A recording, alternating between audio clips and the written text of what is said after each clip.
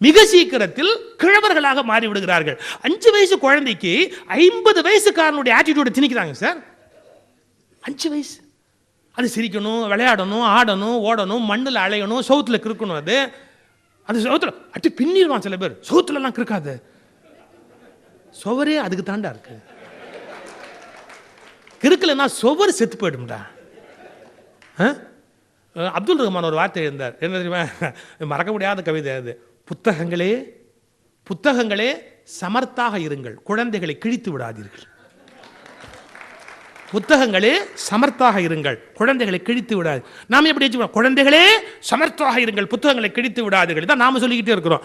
அவர் சொல்றார், புத்தகங்களே சமர்த்தாக இருங்கள், குழந்தைகளை கிழித்து விடாதீர்கள். ஏன்னா குழந்தமை அப்படிங்கிற ஒரு பருவம் இருக்கு பார்த்தீங்களா, பிள்ளை பருவம்னு. அப்ப கிடைக்கக்கூடிய சந்தோஷத்தை தடுக்கக்கூடாது. நான் ஒரு செய்தி சொல்லிக்கிட்டே இருந்தால் கொஞ்சம் மாறி போயிட்டேன். தாய்ப்பால் கொடுக்க பேசுகிறேன் பார்த்தீங்களா, சைக்காலஜியில் ஒரு ஆச்சரியமான ரிசர்ச் சொல்கிறான். பிற்காலத்தில் சிகரெட் பிடிக்கிறவர்கள் அவங்கள எடுத்துக்கிட்டு பெருசாக ஆராய்ச்சி பண்ணி பார்த்தா, அவர்கள் சிகரெட் பிடிப்பதற்கான ஒரு பெரிய வலிமையான காரணம், இளம் வயதில் தாய்ப்பால் மறுக்கப்பட்டவர்கள் பிற்காலத்தில் சிகரெட் பிடிக்கிறார்கள். ஒரு உளவியல் ஆய்வு. இது என்ன காரணம்னு நீங்கள் யோசிப்பீங்க. அந்த பால் தாய் கொடுக்கும்போது என்ன ஆகுதுன்னா, ஒரு வெதுவெதுப்பு இருக்கு. தாய்ப்பாலில் ஒரு வெதுவெதுப்பு இருக்கா, சிகரெட்லேயும் ஒரு வெதுவெதுப்பு இருக்கு. அந்த சிகரெட்டை வாயில் வைக்கிற அந்த அனுபவமும் தாயினுடைய திருமார்பை வாயில் வைக்கிற அனுபவமும் அந்த குழந்தைக்கு ஒன்று. அது மட்டும் இல்லைங்க, ஒன்றா நீங்கள் மறந்துடக்கூடாது. குழந்தைக்கு பால் என்பது வெறும் உணவு மட்டும் அல்ல, மறந்துடாதீங்க. தாய் மகிழ்ச்சியாக இருக்கும் போதெல்லாம் தன் அன்பையும் பாலையும் ஊட்டுகிறார். வெறும் பாலை மட்டும் ஊட்டல, சாப்பாடு மட்டும் போடலை. அந்த குழந்தைய தலையை கோதி கொடுப்பா, உடம்பை வருடி கொடுப்பா, அந்த குழந்தைக்கு முத்தம் கொடுப்பா. அப்போ என்னாச்சு? அன்பும் உணவும் ஒன்றாக தரப்பட்டது. மறந்துடாதீங்க, அன்பும் உணவும் ஒன்றாக தரப்பட்டது. வெடுக்குன்னு தாய்மார்பிலேருந்து அந்த குழந்தையை பிடுங்கும் போது அதற்கு அன்பும் உணவும் மறுக்கப்பட்டு விட்டது. அந்த அன்பு மறுக்கப்பட்ட குழந்தைங்களுக்கு என்ன வேணும்? மறுபடியும் அதே மாதிரி வேணும் வாழ்க்கையில். இல்லாட்டி மனம் வேதனை அடையும். உணவும் அன்பும் ஒன்றாகவே அதற்கு ஒரே தன்மையிலே தரப்பட்டது.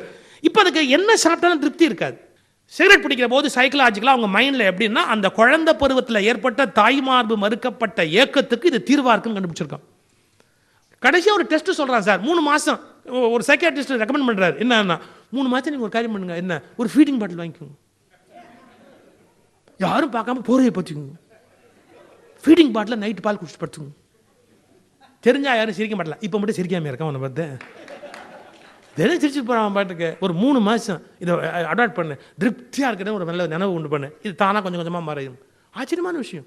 தாய்ப்பால் மறுக்கப்பட்ட குழந்தைகள் சிகரெட் பிடிக்கிறாங்கிறது எவ்வளோ பெரிய ஆபத்தான ஒரு உண்மை. இதெல்லாம் நீங்கள் யோசிக்கணுங்கிறதுக்காக சொல்கிறேன். சரி, இது அடுத்து தாண்டி யோசிக்கிற போது பிள்ளைகளை வளர்க்கப்போ நம்ம என்ன எதிர்பார்க்குறோம் அப்படின்னு கேட்டால், பிள்ளை பணக்காரன் ஆகணும் அப்படிங்கிறத எல்லாரும் நம்ம குழந்தைங்களுக்கு இன்ஜெக்ட் பண்ணுறோம். திருக்குறளில் சொல்லல, சான்றோன் எனக்கு ஏற்ற தாய்ன்னு ஒருத்தர் கிண்டல் பண்ணியிருக்கான். கோடீஸ்வரன் எனக்கு ஏற்ற தாய். தான் பிள்ளை பணக்காரன் அப்படின்னு கேட்டால் அம்மாவுக்கு ஒரு பெரிய சந்தோஷமாக இருக்கும். கோடீஸ்வரன் எனக்கு ஏற்ற தாய், அந்த குறளை கிண்டல் பண்ணி ஒருத்தன் எழுதியிருக்கிறேன். பணக்காரன் ஆகணுங்கிறது தப்பு இல்லை, என்ன ஒன்றும் பெரிய தப்பு இல்லை. ஆனால் பணக்காரனா மட்டும்தான் ஆகணும்னு எஜுகேட் பண்ணலாமோ? பணம்டா, பணம் இல்லாட்டி ஒன்றும் மரியாதை இல்லைடா. ஒரு குழந்தை சார், அவங்க பெரியப்பா வரார் சார். பெரியப்பா எப்படின்னு கேட்டிங்கன்னா, ரொம்ப ஒன்றும் இல்லாமல் பணம் இல்லை, வசதி இல்லை, வராரு. இந்த குழந்தை பெரியப்போ அப்படின்னு ஓடுது. ஒரு உண்மை தெரியுமா? உறவுக்காரங்களும் ஃப்ரெண்ட்ஸும் வீட்டுக்கு வந்தால் குழந்தைங்களுக்கு சந்தோஷமாக இருக்கும், நமக்கு பற்றிட்டு வரும். அது எல்லாரும் நீ இரு, நீ அப்புறம் போடலாம். யார்? நாத்தனார், இந்த அம்மாவோட நாத்தனார். அது சொல்லலாம், அத்தை அத்தை நீ இரு, நீ நாளைக்கு போகலாம் அப்படின்னு. இன்னைக்கு இருக்கிறதே இவளுக்கு பற்றிக்கிட்டு வருது, நாளைக்கு போகலாம்னா நீ வா, நீ போட்டோம் அப்புறம் என்ன பண்ணுறேன் பார் அப்படின்பா. அதுக்கு உறவுக்காரங்களாம் ரொம்ப பிடிக்கும், பெரியப்பா, அத்தை, சித்தி, சித்தப்பா. ஏன்னா அம்மாவோட கொடுமையிலேருந்து தப்பிக்கலாம். அதுக்கு அடைக்கலம் கொடுக்கறதுக்கு ஆள் இருக்காங்க இல்லையா? குழந்தைய அடிக்காது, குழந்தைய திட்டாது. இவங்கெல்லாம் அவங்க குழந்தைய திட்டினவங்க, அவங்க குழந்தைய கொண்டு தான் இங்கே வந்திருக்கிறாங்க. ஆனால் இங்கே பெரிய உத்தம நாட்டம் போதிப்பாங்க. என்ன குழந்தைய அடிக்காது, சின்ன குழந்தை பண்ணுறது அதை போய் அடிக்கிறியே அப்படின்னு அந்த குழந்தைய இழுத்து கிடைக்கும். அதுக்கு ரொம்ப சந்தோஷமாக இருக்கும். இந்த கரப்பாம்பூச்சி இடுக்கில் ஒழிஞ்ச மாதிரி அவங்க போய் ஒழிஞ்சுக்கும். நமக்கு ஒரு பாதுகாப்பான ஒரு விஷயம். அத்தனை போகாத, அத்தனை இரு அப்படின்னு. இப்போ உறவுக்காரங்கள்லாம் வரும்போது குழந்தைங்க சந்தோஷப்படும், அதுக்கு என்னமோ ஒரு மகிழ்ச்சி இருக்கும். அதை நாங்கள் சின்ன பிள்ளையா இருக்கும்போது உறவுக்காரதான் வாங்கிட்டு வருவான். அது ஒரு குஷி இருக்கும். இன்றைக்கி என்ன வாங்கிட்டு வருவான், முறுக்கு வாங்கிட்டு வருவானா, அல்வா வாங்கிட்டு வருவானா.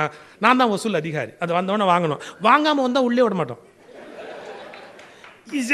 சின்ன வயதில் அது விருந்தாளி வர்றது சந்தோஷமாக இருக்கும். யாருக்கு? குழந்தைக்கு. வீட்டில் அவங்களுக்கு வேலை, இது நேரத்தில் வந்திருக்காம எப்போ போவான்னு தெரியல. காபி கொடுக்குறதா, டிஃபன் கொடுக்குறதா, புறப்படுற மாதிரியான டிஃபன் கொடுக்குறதா, அவனை கிளப்பி அனுப்புற மாதிரியான டிஃபன் சிலது இருக்கு, அது மாதிரி சில காப்பி இருக்கு, அதை கொடுத்துட்டா ஜென்மத்துக்கு வரமாட்டான். இவங்க இப்படிலாம் யோசிப்பாங்க, என்ன பண்ணி வெளியே தள்ளலாம் அப்படின்னு யோசிப்பாங்க. குழந்தைங்களுக்கு உறவுக்காரங்க வந்தால் ரொம்ப சந்தோஷமா இருக்கும். பெரியப்பா வராது சார் வச்சுங்க, ஒரு குழந்தைக்கு பெரியப்பா வர, பெரியப்பா ஏழை நல்ல மனுஷன், ஒன்றும் இல்லை, அந்த அவர்கிட்ட ஒன்றும் இல்லை, அவரால் என்ன முடியும், ஏதோ ஒரு சீப்பு வாழைப்பழம் வாங்கிட்டு வரா இல்லை என்னமோ வாங்கிட்டு வர. இந்த குழந்தை அம்மாட்ட அம்மா பெரியப்பா வந்துட்டான்னு பெரியப்பா படம் வக்கு இல்லாது, ஏதாவது ஒரு பிஸ்கெட் பாக்கெட்டாக வாங்கிட்டு தெரியுமா, ஒன்றும் தெரியாது, ஒரு 10 காசுக்கு வக்கு இல்லை, பெரியப்பா வந்தாங்க உள்ளே கொண்டுடுவோம் சார். அந்த குழந்தை மனசில் பெரியப்பாவை விட பணம் பெருசுங்கிற விதையை யார் சார் போட்டோம்? பெரியப்பாவை விட பணம் பெருசு அப்படிங்கிற விஷயத்தை யார் சார்? குழந்தைக்கு தெரியுமா சார்? பெரியப்பாவை விட பணம் பெருசு இந்த குழந்தைக்கு தெரியுமா? அது பெரியப்பான ஆசையா ஓடும் உள்ள போ. 10 காசுக்கு வக்கு இல்லாத மனுஷன் பெரியப்பா போதும், எதனா காசு வாங்குறதுக்காக தான் வந்திருப்பான். போச்சு. அந்த குழந்தை மைண்டில் விஷத்தை போட்டோம். உறவுகளை விட, அன்பை விட, உறவை விட பணம் பெரியதுன்னு அந்த பிள்ளைய நினைக்க வச்சுட்டோம். பிற்காலத்தில் இங்கே உட்காந்தெல்லாம் வருத்தமாக ஓல்டேஜ் ஹோமில் பேசும், அமெரிக்கா போயிட்டான், அமெரிக்காலேருந்து வரமாட்டேங்கிறான், ஆனால் எங்களுக்கு வேணுங்கிற பணம் மட்டும் அனுப்பிச்சி விட்றான். ஏன்? பெரியப்பா முக்கியம் இல்லை, பணம் முக்கியம், நீ கற்றுக் கொடுத்த இல்லையா, அதனால அமெரிக்க வேலை முக்கியம், அப்போ முக்கியம் இல்லைன்னு அது கற்றுக் கொடுக்குறது. வரமாட்டேங்கிறான், அவள் அப்பா கொடுமை பாருங்க, அவள் அப்பா போறா, நீ வானா லீவ் இல்லைன்றான். எதுக்கு? காரியம் பண்ணுறதுக்கு லீவ் இல்லைன்றான். எத்தனை பேர் ஓல்டேஜ் ஹோமுக்கு தகவல் கொடுத்துருக்காங்க, நீங்களே எல்லாத்தையும் முடிச்சிருங்க. அப்போ உறவு முக்கியம் இல்லை, அப்போ முக்கியம் இல்லை, ஆத்தா முக்கியம் இல்லை, அமெரிக்க டாலர் முக்கியம். அதுக்கு அந்த மைண்ட் செட் இல்லை சார். அது ஆரம்பத்தில் இன்ஜெக்ட் பண்ணது பேரண்ட்ஸ் தான். எல்லாத்தோட நீ பணக்காரன், கோடீஸ்வரன் எனக்கு கேட்ட தாய். இன்னொரு விஷயம், குழந்தைங்களை நம்ம அதை அடக்கமாக இருக்கணும் அப்படின்னு எதிர்பார்க்குறோம், நம்மளுடைய கண்ட்ரோலில் இருக்கணும் அப்படின்னு எதிர்பார்க்குறோம். தப்பு இல்லை, but there is a difference. என் நண்பர் ஒருத்தர் ரொம்ப அழகாக சொல்வார், பட்டம் விட்டு சின்ன வயசில் நம்ம விளையாடுவோம், காத்தாடி அப்படின்னு பட்டம் விட்டு நம்ம விளையாடுவோம். இந்த பட்டம் விடும்போது பாருங்கள் ஒரு அழகு, அது உயர போகணும்னா நீங்கள் விட்டால் தான் போகும் இல்லையா? பட்டம் உயர போகணும், எல்லார் பட்டத்தையும் விட என் பட்டம் உயரமாக போகணும்னா நல்லா கவனிச்சுக்கணும், நூலை இறுக்கி பிடிச்சிருந்தீங்கன்னா போகுமா? போகாது. எவ்வளவுக்கு எவ்வளவு விடுறோமோ அவ்வளோ குழந்தை உயரமாக போகும். குழந்தைங்களை எவ்வளோக்குள்ள தளர்வாக விடுறோமோ அவ்வளோக்குள்ள மேலே போகும். ஆனால் நூல் நம்ம கையில் தான் இருக்கணும், அப்பதான் பட்டம் நம்மளது, இல்லாட்டி எவனுக்கு இல்லையா? அப்ப அதை விடவும் தெரியணும், பிடிக்கவும் தெரியணும். அதை விடவும் தெரியணும், பிடிக்கவும் தெரியணும். உயர போறது போ அந்த நூலை விட்டுட்டு அப்படியே போகணும், டக்குன்னு எங்க பிடிச்சி நிறுத்தணுங்கிறது அப்படியே தெரியணும், எந்த இடத்துல நிறுத்திக்கணும் அப்படின்னு தெரியணும்.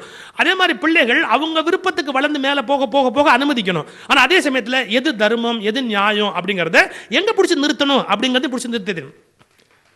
நம்ம ரெண்டுக்கு மாறா பண்ண, ஒன்று வளரவே விடாதபடி இறுக்கி பிடிச்சிடுறோம் இல்லையா? என்ன ஆயிடுது? நம்ம கண்ட்ரோல்லே இல்லாதபடி இது எங்கேயோ போய் எப்படியோ போயிடுது. டோட்டலா நம்முடைய மரபு, பாரம்பரியம், பண்பாடு, குடும்பம் எதையுமே இல்லாமல் எங்கேயோ போயிடுது. ரெண்டும் தப்பு. பட்டத்தை எப்படி கையில் வச்சு ஹேண்டில் பண்ணுறாங்களோ அதே மாதிரி தான் பட்டம் பெற்ற பிள்ளைகளையும் ஹேண்டில் பண்ணணும். விடுற வரைக்கும் விடணும், பிடிக்கிற வரைக்கும் பிடிச்சிருக்கணும். என்னுடைய நல்ல நண்பர் இறையன்பு அவர் ஒரு கட்டுரை எழுதுறாரு. இந்த கருத்து எனக்கு உடன்பாடான கருத்து, அதனால தான் சொல்கிறேன். இந்த அடங்கி போகிறது பிள்ளைகள் அப்படிங்கிறதுலே கூட கொஞ்சம் டிஃப்ரென்ஸ் இருக்குது. இங்கிலீஷில் சப்மிஷன் அப்படின்னு, சப்மிசிவ் டோட்டலாக அடங்கி இருக்கிறது, சப்மிசிவ் அப்படி அடக்கமாக இருக்கிற பிள்ளைகள். அடுத்த வார்த்தை ஒன்று இருக்குது, ஒபீடியன்ட் அப்படின்னு ஒரு வார்த்தை இருக்குது, சரண்டர் அப்படின்னு ஒரு வார்த்தை இருக்குது. இதுக்கு தமிழ்லேயும் வார்த்தை இருக்குது. அடங்கி இருத்தல், கீழ்ப்படிதல், ஒப்படைத்து விடுதல், டோட்டல் சரண்டர், ஒப்படைத்து விடுதல். கடவுள் ஒருத்தத்தை தான் ஒப்படைப்பு நிகழணுமே ஒழிய அப்பா அம்மாட்ட கூட பிள்ளைகள் ஒப்படைப்போடு இருக்கக்கூடாது. கடவுள் ஒருத்தட்ட இருக்கலாம், ஒப்படைப்பு என்பது. அப்பா அம்மாட்ட கூட என்ன கேட்டால் ஒழுக்கம் என்ற வார்த்தை தான் முக்கியமே ஒழிய, அந்த வார்த்தையில் கொஞ்சம் கவனிங்க, இந்த 3 விட முக்கியமான வார்த்தை எதுன்னு கேட்டால் ஒழுக்கம், ஒழுகுதல். எக்ஸாக்டாக ஒரு வேர்டு இருக்குது இங்கிலீஷில், என்னன்னு கேட்டிங்கன்னா டிசிப்ளின் ஒரு வார்த்தை இருக்குது. நான் சொல்ல தப்பாக நினைக்காதீங்க, ஒபீடியண்ட்டாக பிள்ளை இருக்கணும்னு ஸ்கூலில் டீச்சர்ஸ் சொல்கிறாங்க. அவங்க சரியாக ஆங்கிலமும் படிக்கல, வாழ்க்கையும் படிக்கல. ஒபீடியண்ட்டாக ஒரு குழந்தை இருக்கக்கூடாது. ஒபீடியண்ட்டாக இருக்கிற குழந்தை முன்னுக்கு வராது. ஒபீடியண்ட்டாக இருக்கிற குழந்தை முன்னுக்கு வராது. ஏன்னா பயந்து யாருக்காவோ அடங்கி ஒபீடியண்ட்டாக இருக்குமே ஒழிய லைஃப்பில் ஷைன் பண்ணாது. பார்த்தியா கவனிங்க, டிசிப்ளின்டாக இருக்கிற குழந்தை முன்னுக்கு வரும். ஏன் தெரியுங்களா? டிசிப்ளின் என் உள்ளத்திலிருந்து தொடங்குவது, ஒபீடியன்ஸ் இன்னொருவர் உத்தரவிலிருந்து தொடங்குவது. நான் இன்னொருத்தருக்காக கட்டுப்பட்டு இருக்கிறேன் அப்படிங்கிறது ஒபீடியன்ட். நான் கட்டுப்பாடாக இருக்கிறதா நல்லது நானா கண்டுபிடிக்கிறேன் பார்த்தீங்களா, தட் இஸ் டிசிப்ளின். காலம்பரை எழுந்துட்டா சௌரியம், காலம்பறையாக பல் தேய்ச்சிட்டா ரொம்ப நல்லது, காலம்பறை குளிச்சுட்டா உடம்புக்கு ரொம்ப நல்லது, குளிச்சுட்டு இது மாதிரி குளிச்சதுக்கப்புறம் பிராணாயாமம் பண்ணுறது இல்லை ஒரு யோகா பண்ணுறது இதெல்லாம் எனக்கு நல்லது எனக்கு நல்லது. சார் யோகா மாஸ்டர் வருவார் யோகா பண்ண சொல்லுவார்னா அவருக்கு அவ பண்ணுறேன் நான் பண்ணால் நான் நல்லா இருப்பேன் நான் கண்டுபிடிக்கணும். யோகா மாஸ்டர் திட்டுவார். இந்த டயபெட்டிக் பேஷண்ட்டே சில சொல்லுவாங்க, ஷூ ஸ்வீட்லாம் சாப்பிட்டா எங்கள் டாக்டர் திட்டுவார். அவருக்கா சுகர் கூடுறது? அவருக்கு பில்லு தான் கூடுறது. யோசிச்சு பாருங்க, டாக்டர் திட்டுவார். டாக்டருக்காக ஒழுக்கமா இருக்கிறது? ஒழுக்கமா இருக்கிறது எனக்கு நன்மை நான் கண்டுபிடிக்கணும் இல்லையா?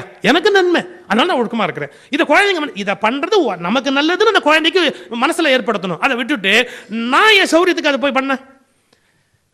இதை நம்ம புரிஞ்சுக்கிறதுக்காக ஒரு சின்ன விஷயம் சொல்றேன். என் குழந்தைங்க நாய் வளர்க்கணும்னு சொன்னாங்க. நாங்கள் ஒரு கோயம்புத்தூர்ல இருந்தோம், அப்போ ஒரு நாய் வளர்த்தோம். அப்புறம் அது போயிடுச்சு. அதுக்கு பிறகு சென்னை வந்ததுக்கப்புறம் நான் சொன்னேன் நாய் வளர்க்க வேண்டாம், பிரச்சனையாக இருக்குது, நாய் வளர்க்குறது ரொம்ப கஷ்டமான விஷயம். இதுங்களை வளர்க்குறதே பெரிய பிரச்சனையான விஷயம். நாய் வளர்க்குறது எவ்வளோ கஷ்டமான விஷயம், ரொம்ப சிரமம் இருக்குது அதில் சிலது. ஆனால் சொல்லிட்டு நம்ம அதை அனுபவப்பட்டுட்டு நான் சொன்னேன் வேண்டாம்ப்பா வேண்டாம். என் 2 குழந்தைங்க இப்படி தான் அப்பா நாய் வளர்க்கணும்ப்பா அப்பா நாய் வளர்க்கணும்ப்பா அப்படி. நான் சொன்னேன் நான் ஒருத்தர் இந்த வீட்டில் இருக்கிறேன்ல, அப்புறம் எதுக்கு நாய் வளர்க்குறீங்க? அதாவது ரொம்ப சாமர்த்தியமாக பேசிவிட்டு தான் நினச்சிவிட்டு நான் சொல்கிறேன், அதான் நான் ஒருத்தர் இருக்கிறேன்ல அப்புறம் எதுக்கு நாய் வளர்க்கணும்? என் ஒய்ஃப் சொன்னா நல்ல நாயாக வளர்க்கலாம்னு ஆசைப்படுறாங்க. அவங்க சொன்னது கேட்கலையா? அப்பா நல்ல நாய் வளர்க்கலாம்னு சொன்னாங்க இல்லையா? நல்ல நாயாக இருக்கட்டுமே. அப்போ என்ன அர்த்தம்? சரி விட்டுருவோம் அதோட. சரி, நான் என் குழந்தைகள்கிட்ட ஒரே ஒரு கேள்வி கேட்டேன். இந்த கேள்வி ரொம்ப அழுத்தமான கேள்வி. இங்கே வா உட்கார். நீ ஏன் நாய் வளர்க்கணும்னு நினைக்கிறேன்? முதல் கேள்வி, நீ நாய் வளர்க்குறது உன் சந்தோஷத்துக்காக வளர்க்கணும்னு நினைக்கிறியா, நாயோட சந்தோஷத்துக்காக வளர்க்கணும்னு நினைக்கிறியா? Sir it's a very big question. நாய் வளர்க்குற எல்லாரும் மனசாட்சியோட யோசிக்கணும். என்ன, நாய் வளர்க்குறது நமக்கு சந்தோஷம் நமக்கு நல்லதுங்கிறதுக்காக நாய் வளர்க்குறோமா, நாய்க்கு சந்தோஷம் நாய்க்கு நல்லதுங்கிறதுக்காக வளர்க்குறோமா?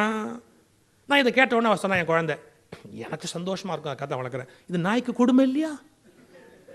என் சந்தோஷத்துக்கு எங்கேயோ அம்மா அப்பாவோட இருக்க ஒரு நாயை பிச்சு கூட்டிகிட்டு வந்து என் வீட்டில் வச்சு அதை ஓட விட்டு ஆட விட்டு பாலை கபோ வச்சு அதை எனக்கு வேணுங்கிற ஒரு அடிமையாக நான் வச்சுக்கிறேன்னா, நாய் வளர்க்குற ஒருத்தர் தெரிஞ்சுக்க வேண்டிய விஷயம், நீ நாயின் சந்தோஷத்துக்காக வளர்த்தால் தான் நீ மிகவும் பெரிய மனிதன். உன் சந்தோஷத்துக்காக நீ நாய் வளர்த்தா நீ அல்பமான மனிதன். அதே மாதிரி தான் குழந்தை வளர்ப்பிலும் நம்முடைய நன்மைக்காக குழந்தை வளர்ப்பது என்பது அல்பத்தனம். குழந்தையின் நன்மைக்காக என்று புரிந்து கொண்டால் மட்டும்தான் அது மிக உயர்ந்த ஒரு நிலை.